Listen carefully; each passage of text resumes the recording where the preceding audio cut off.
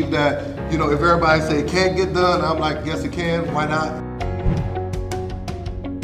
I said, if these kids can't read, then I'm not gonna promote all this, mom, dad, I'm gonna look you in your face and say this kid can't read. We let them down. School, parents, we let them down, but I'm not gonna take them to the next grade knowing that they're not at grade level. It's funny because I'm always like, okay, how are schools successful? Well, schools are successful when they demand greatness. Greatness doesn't come. We're about to make history. We're about to learn. We're about to grow. We're about to make history. And then, mark my words, it's going to be other school districts, other places around it that's going to be doing this thing. We're going to be the first model. And I'm speaking that into existence, okay?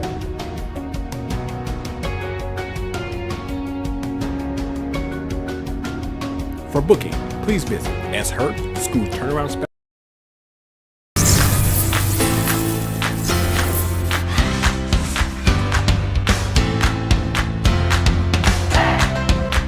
If you can really take the map and drive the instructor inside the classroom and link it to the M step, then everything will move. You see it? Ladies, third grade teachers, could you tell me, how do you think this professional development was for you today? Easy. It was productive. It was exciting. But we'll never leave Mr. Hurt's advising. Because the schools that I've worked with, the teachers I've worked with, their scores just go through the roof because what I do is I talk about practical stuff that's practical. Because I'm a former teacher and also I'm a principal, so I'm gonna be telling you guys things that I know will work in your classroom.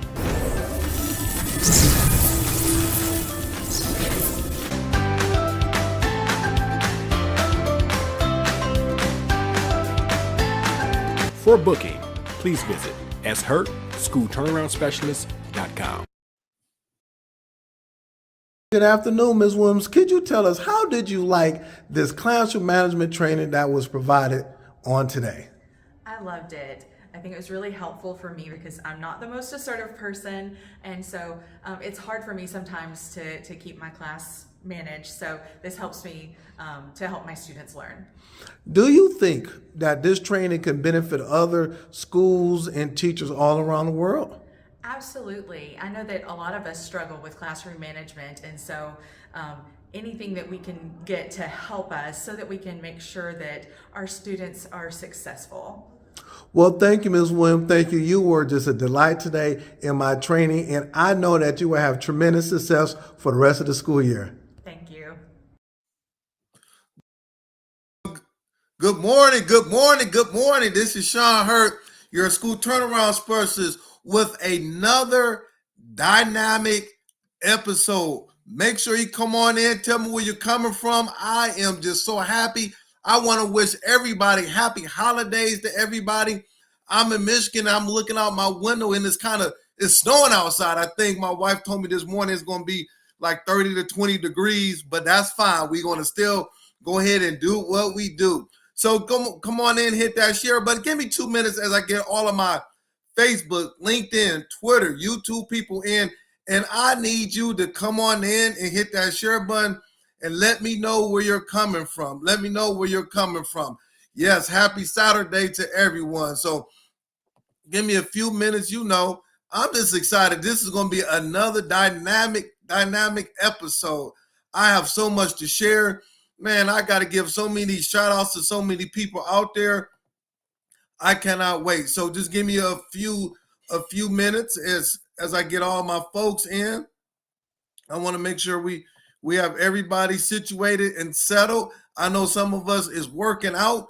I know some of us might be driving to our kids' volleyball game or basketball game here in Michigan. I think is the last round of the football high school football season. So you might be going to the football game if you're tuning in from Michigan. Some of you guys might be watching the football. Get ready for all of the games that's coming on. But listen, we call ourselves the Fantastic Four, and then also we call ourselves Super Saturday. Is myself at 10. We got Create, my sisters in education. My sisters, Create and Educate at 10:30. Dr. Houston and Dr. Tammy Teller, and then we got the GOAT, the mentor, the person that we have that has supported us since day one, Principal Kafele at 11. And then on Saturday, and then on Sunday at 7, we have Dr. Josh Tarver. So we've been doing this, they know how many episodes and things of that nature. I'm gonna say over 3 years. I don't keep up with all that. So I'm gonna say over 3 years. And we have been blessing people all over the world. So we've been blessing people all over the world with the content that we're given and things of that nature. So I'm going to stop right there because I got a lot to share and I need all of my time. So I want to say good morning to AP Patrick Lawrence. Good morning to you from, that's Connecticut. I believe that's Connecticut. Good morning to you, Miss September Vance Daniels. Good morning to you from New Jersey. I was just in New Jersey doing a virtual professional development. I'm going to talk about that. So good morning to you. Good morning to you, Miss Truesdale from Atlanta, Georgia. I'm going to be in Georgia in a couple more weeks. Good morning to you. Good morning to Miss Jasmine Harris from California. Thank you for waking up so early from Cali. Good morning to you. I got to get out there. I have to get out there. Good morning to you, Dr. Jeter. It's always a pleasure seeing you. Thank you, Dr. Jeter, for all of the support. I see you done tagged like a whole bunch of folks. Thank you very much for that. Good morning. Good morning to you, Miss Wilson. Good morning to you from NC, North Carolina. Good morning. Hello from Cole Garfor WT from Atlanta. Good morning to you. Listen, it's cold in Atlanta, but we getting snow. I got to shovel the snow after my podcast. Good morning to you, Keena Rowland. Let me know where you're coming from. Oh, Miss Flowers in the house. I'm going to talk about you, Miss Flowers. I got you on my list. Good morning to you. Good morning to you. Good morning. Good morning. Oh, I got my sister, Canel Williams, in the house. Good morning to you. So let me just say thank you. Thank you very much for all of the support. Give me 1 second. I want to make sure I got everybody situated. Make sure I don't miss nobody. Good morning to you, Stacy Joy. Good morning to you. Good morning to you, Jeanne Alexandra. Good morning to you from Maryland. Good morning. So I'm going to stop right there. So once again, good morning, everybody. This is Sean Hurt, your school turnaround specialist. And today we're going to talk about the 8 steps how to engage and support urban and rural students. So if you are an educator and you work in a rural and urban area, you need to tune in. I'm going to give you the steps. Also, if you're not an educator, if you got friends or whatever, hit that share button. You know what I'm saying? Just get everybody going. Good morning to you, Mr. Vincent Teller. I know you're not cold, Mr. Teller. You down in Florida. I know it's about 60, 70 degrees. My good friend Vincent Teller doing some magnificent things. I seen a couple of his workshops, and he is dynamic. Brother Vincent Teller, good morning to you. So, you know what I like to do first? I like to always start off with this. What is keeping you up at night as an educator? So what I would like for us to do is that I want us to put it in the chat. What is keeping you up at night as an educator? I'm going to tell you what's keeping me up at night as an educator. Good morning to you, Principal Kafele. I'm going to be talking about you, Principal Kafele, for about 2 minutes during my other part. So make sure you tuning in. I'm going to talk about you, Principal Kafele. But what is keeping you up at night as an educator? I'm going to start it off. What's keeping me up at night as an educator is that we have, and I say we, schools all over the world, we have 4 months before the big test. You say, Herb, what is the big test? The big test is at the end of the year. Every school that's on my podcast, every school all around the world will have to take their state test. So what's keeping me up at night? This is Sean Hurt. What is keeping me up at night is this. Are we preparing for that big day? Are we really preparing for that big day, or are we going to wait to a month or 2 months to get started? Now I've been talking about this since August. I've done trainings after trainings after trainings. We have 4 months. It is not too late, but you got to get some things together as a school leader. You have to get some things together. So that's what's keeping me up at night. So put it in the chat. What is keeping you up at night as a school leader? What is keeping you up at night as a school leader? Next thing is that I'm gonna talk about what's happening in my world in education. So many beautiful things is happening. First of all, I would like to give a big shout out to Principal Hamilton at University High. Last week, we did a virtual parent workshop with her parents, high school parents. Well, high school parents aren't involved. Yes, they are. I did a virtual parent workshop, and it was great. I did it for an hour, and we could have stayed on there for like 2 or 3 hours. Man, it was excellent. What happened is our principal, Hamilton, bought books for all of her parents. She ordered books, and we did a workshop, and it was great. We talked about things that how to take your high school kid, that 15, 16, and how to make sure that you're working with them at home, talking to the school leaders. It was a couple of teachers on there and parents, bringing that world together. We talked about the parent being the first thing that we said the parent being their child's first teacher. The parent, you, I have 2 kids. I have many people on here that have kids. You are your child's first teacher. And as simple as that sounds, many parents was like, wow, that makes sense. So before we send our kids off to the high school or elementary, we have to be their first teacher. So that's something that we talked about. The second thing, and I'm not going to talk about everything, but the second thing that we discussed was this, is that your kids are not listening to what you're saying. They're watching what you're doing. Actions speaks louder than words. So now as parents, we have to be careful how we behave ourselves, the things we talk about at home, how we conduct ourselves, because our kids will model the things that we do at home. And then they will take it out to the school, to their neighborhood, things of that nature. You are the first teacher, and they are watching what you're doing. Not what you're saying, but what you're doing. So those are 2 of the plethora of things that we talked about. So I would like to say thank you very much, Principal Hamilton. We're going to do a part 2 in a couple of more months. University High School, thank you very much. The other thing is that I will be coming down to Principal Flowers. She's on here. I'll be working with her school on December the 17th. I cannot wait. I'm preparing. I've been preparing for you. We're going to go to the next level, Principal Flowers. I guarantee that. I'm excited. I can't wait to get down there. Man, I've been looking at data.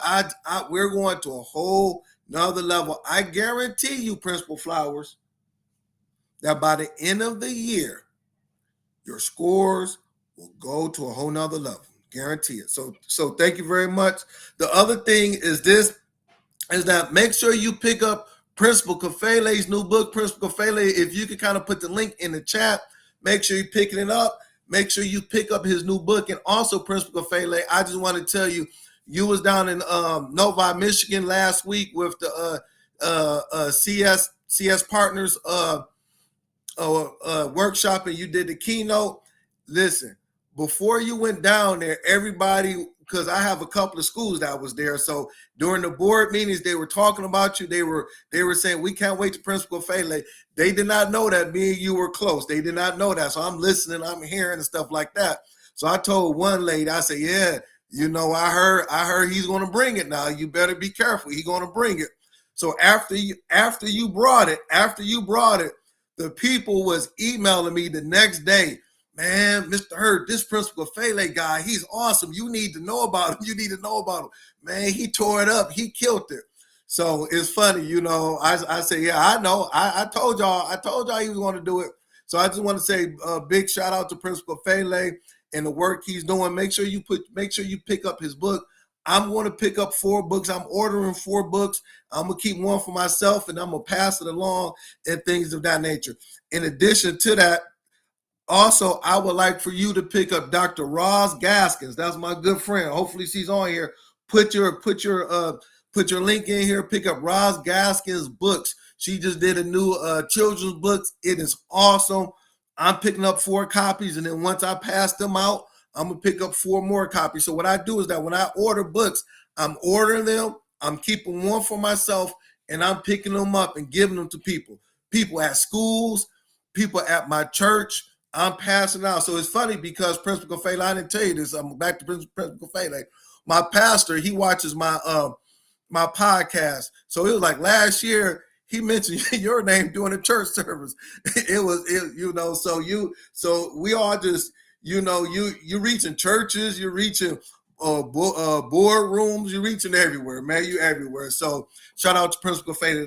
The last thing, hey, Mrs. Nesbitt, he killed it. I was not there, but everybody, Miss Nesbitt, said Principal Kafele brought it. Now, I know him because I done heard him. I know what he brings to the table. It's not new to me. It's not new to a lot of people. But when he comes in and people don't know about him, and he's the first time he's coming in, man, just like I said, at my board meetings, come on now, use that. But at the board meetings, they talk about you, Principal Kafele. And then afterwards, man, they shoot me emails talking about, man, Mr. Hurt, you gotta follow this Principal Kafele. I said, okay, y'all just new to it. I've been rocking with him for 12 years. Y'all new to it, but that's cool. So you know, he's just killing the game. The last thing is that I got Mrs. Hunter, but she's on here by T. Lawson. I would like to congratulate Mrs. T. Lawson, aka Principal Hunter. Her school is Irwin Craighead Elementary School in Mobile, Alabama. She called me last week, and guess what, Miss Flowers? Guess what, everybody? Guess what? Her report card grade came out in Mobile, in Alabama. She has a B on her report card grade. Her score was at 80%. So congratulations, Ms. Lawson. Ms. Lawson, I saw you on here. Put it in the chat. Let's give her some love because the work that she's doing. She called me on Friday at about 8 o'clock. I was so excited. I was picking up my son from basketball practice. I saw a Alabama number. I picked it up. I said, gotta be her. She told me about it. So just big shout out to her. I put it on my social media page this morning. The other reason why I am so excited about what she did was this. Irwin Craighead Elementary School, Mobile, Alabama, was the first school that hired me to do consulting for their school for 2 straight years. That was the first school, the first ever school. I'm fresh in my consulting game. She reached out to me. She took a chance on little old me. She didn't know me from nobody. Remember, I'm in Michigan. She's in Alabama. She saw my post. We talked, whatever, came down there. And I remember like it was yesterday, Principal Hunter, I was in your office. My first time consulting. So I'm talking big. I'm like, hey, we gonna move to school. And it was times we were on Saturdays and Sundays. I would be down there with her staff doing what I do, NWA, data, classroom management, you name it. I was determined. And look what has happened. Boom. Imagine that. I remember that. So I just want to say a big shout out to you and your staff, Principal Hunter. Congratulations to you. It's funny because like I was thinking about it this morning. I said, you know, if you're a person that got multiple kids and things of that nature, you love them all. You love all your kids. That first child that you have, that first one hits a little different because that's the new one. So all of the schools that I worked with in the past, they've made tremendous gains. All of the schools. This was my first school that took a chance on me. And there you go. Good morning to you, Brother Dean Johnson. He's one of my board members doing some big things. Good morning to you, Mr. Johnson. So, all right. So that's enough about all that. Now I'm about to get into it. Is the 8 steps. How do you engage urban and rural students? So let me just be very specific. How do you as a principal, as a teacher, keep kids, black kids, my Latino kids engaged in the classroom? Because we know that if you have the tools to keep them engaged, then the report card grades that these schools are having will increase. Now, we're not in it for the report card grades. Along with that, it tells me the work that I'm doing as a principal is working. That's why I'm doing what I'm doing. All right. Get your pencil and paper out. Hit that share button. Let me hit that share button. Give me some love. The first thing that we have to do is this. I'm giving you 8 steps. Number 1, it's not in any order. Misconceptions by some teachers thinking students from inner city are less capable than other students. Write it down. There is a misconception all over the world. Many schools, they believe that students from the inner city and rural cities are less capable than other students. So consequently, we lower the standard as a school and as a classroom teacher. That's the first thing. So we got to clear out myths before we do anything.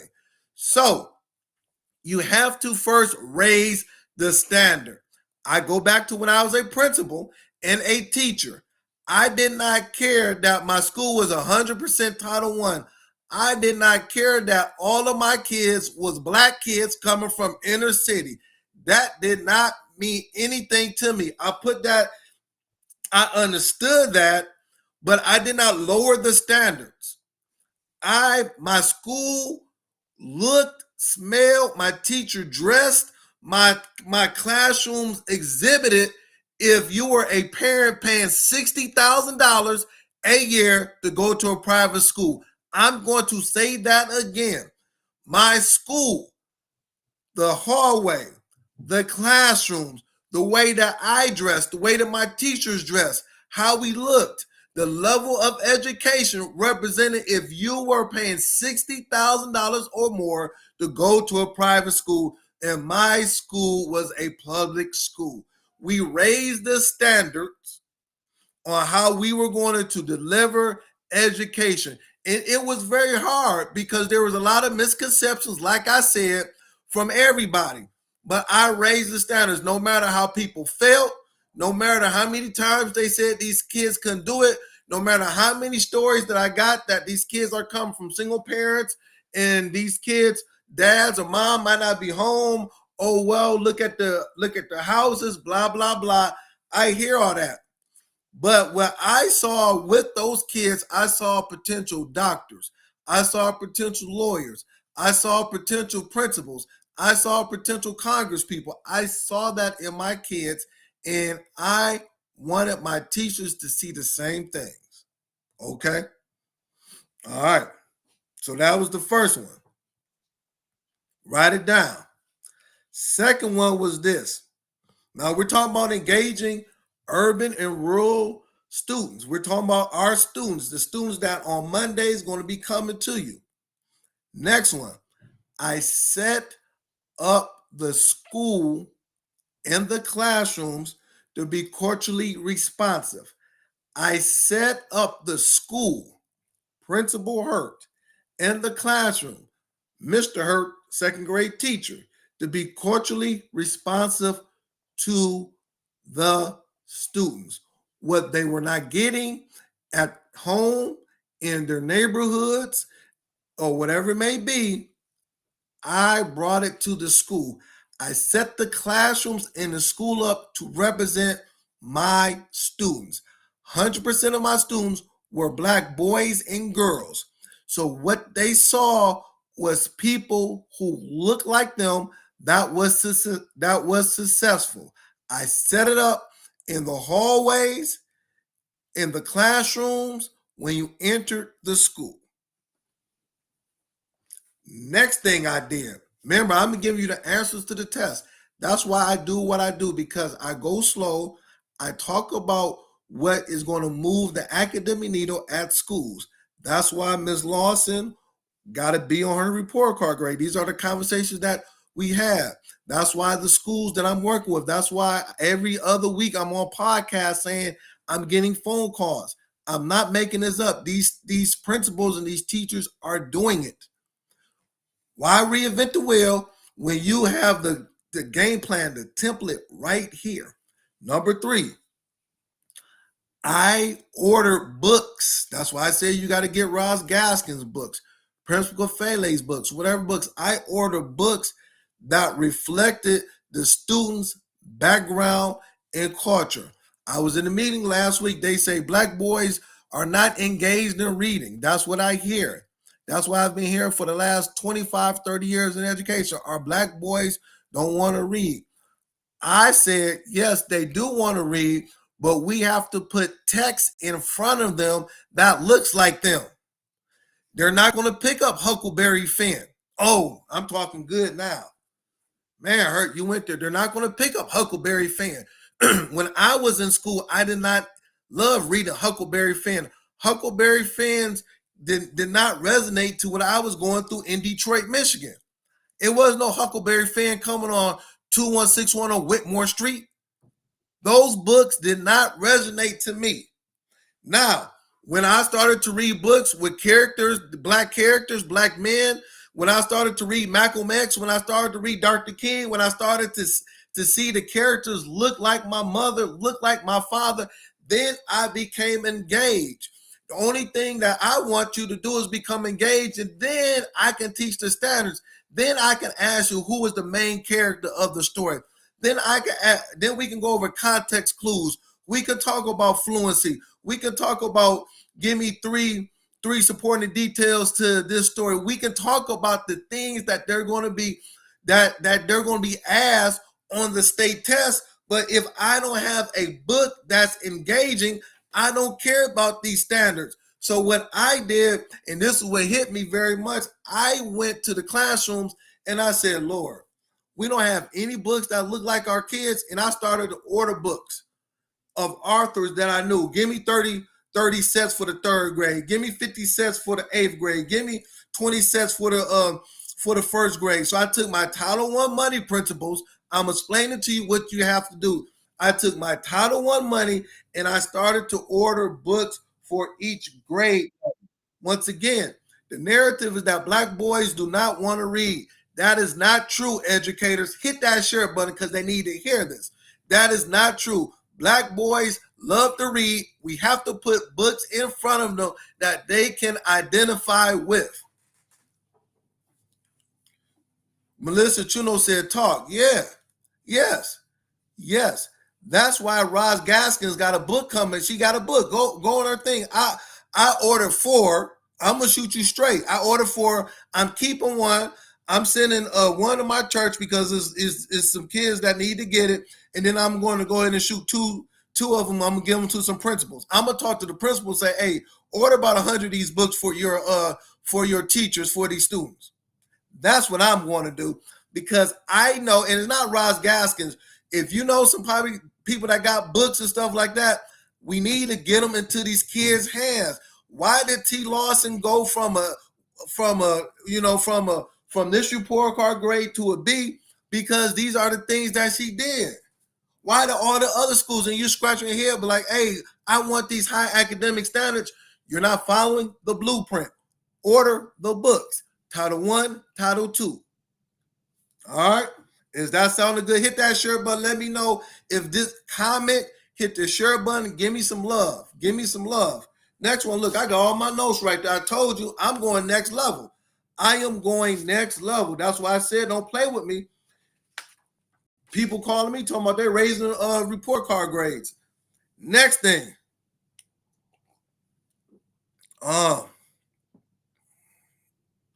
Let's go with this. Build sincere relationships with the students and attend their events outside of school. Well, Hurt, I got my own. No, I'm going to say this again. Build sincere relationships with the students. Build sincere relationships with the student. Not this old fake relationships, not this old whatever. And attend their events outside of school. As a principal, I went to as many of my kids' events outside of school that I could. I was there. If someone died in their family, I was at the funeral. If they had a baptism, I'm at the church. If the parents invited me to their birthday party or whatever it may be, I was there. And not only, I also encourage my teachers because those relationships last a lifetime. Man, you start to build those relationships and start to, be in the community. The parents will support you 100%. Why don't the parents support me? Because you're not visible. I can't touch you. I don't see you. You don't even give hugs to the moms that come up here or fist bumps or encouraging words. So now When Raheem acts up and you call the parent, you mad that they cussing you out. And no, they should not cuss you out. No, they should not. But if you've built relationships with the parents, then Raheem's mom and dad is not going to be mad. They're going to get mad at Raheem and say, that man or that young lady loves you. Do what is right. Do what is right. Do what is right. All right, I'm going to stop right there. I know what, it is 10:30, and I'm not going to go over past my time. You know, I get excited. I only got 30 minutes, so I get excited. So we're going to do part 2 next week. So I need everybody to tune in for part 2. What I would like for you to do is make sure everybody go and support my good friends, Create and Educate at 10:30. Go on their platform. If you would like to come into your school and provide professional development service, inbox me. That's what I do. So I just want to say thank you very much. Happy holidays to everybody. And if no one have told you this, if no one has ever told you that they love you, I'm going to tell you that I love you. Keep up the good work. If you need some encouragement, hey, inbox me. I'm there for you. Thank you, and I will talk to you later.